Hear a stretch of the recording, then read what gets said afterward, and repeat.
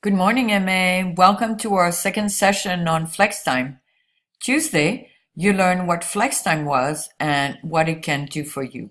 In today's activity, we will consider how can students make the best use of flex time and decide where to go. We will look at two students' grades and offer some suggestions to improve their academic life. When looking at student one's result, it is clear that the student should start by going to the teacher where he or she is struggling the most. In this case, English 2, where he or she received only 50%, which is not a passing grade. Unlike student 1, student 2 has excellent grades, mostly A's and B's, but that doesn't mean that he or she cannot benefit from visiting one of his or her teachers during flex time. Now we will look at where those students should go during this flex time period. Here are some possible suggestions for student 1. As we saw in the previous slide, the student is struggling in English 2. So he or she should visit his teacher and ask for opportunities, maybe for test corrections. That's always a great idea to review major concepts. And we don't know exactly why the student is receiving 50%. Is it due to many absences?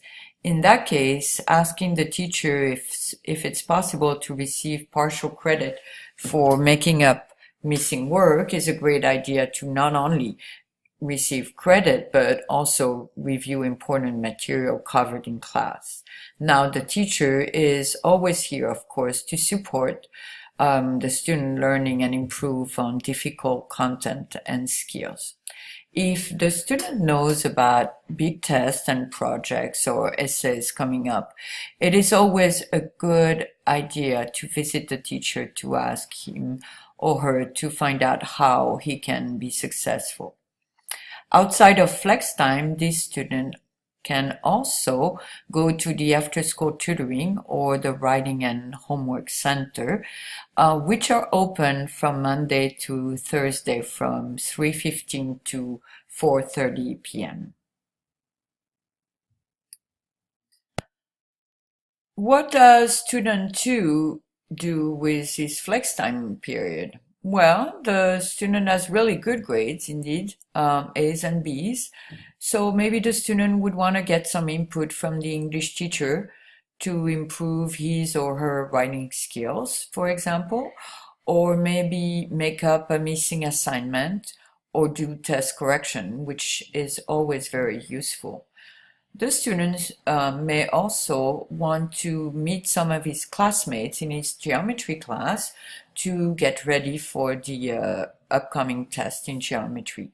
In general, the flex time can be a very good way to make up work so you don't have to give up your lunch or come before or after school. So even if you don't need help, this is really the best way for you to make up your test or missing work.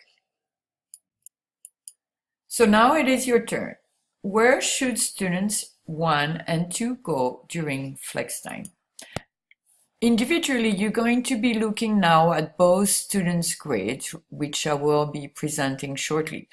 Think about it and write some notes about what appear to be these students' academic strengths and weaknesses. For each low grade, you may want to consider why might the student's grades be low in their class. What are the possible reasons? Is it missing? Is it not understanding? Is it just not doing the homework? For each low grade, consider what steps could these students take to improve in the class. After you're done with that, you will be joining a group of 2 or 3 students and then ask each person in your group to share one observation about this scenario. Then you are going to make a plan for each student. Write down where these students should sign up to go during flex time for the next few weeks. Maybe write 1 to 2 sentences explaining each choice. And then please be ready to present your scenario to the class. So I will now present the student 1 and 2 grades that you will be looking at and reflecting upon. Please, teachers, pause on this video. This way you can allow some time for students to think and write, and then you can get together as a class. Thank you very much.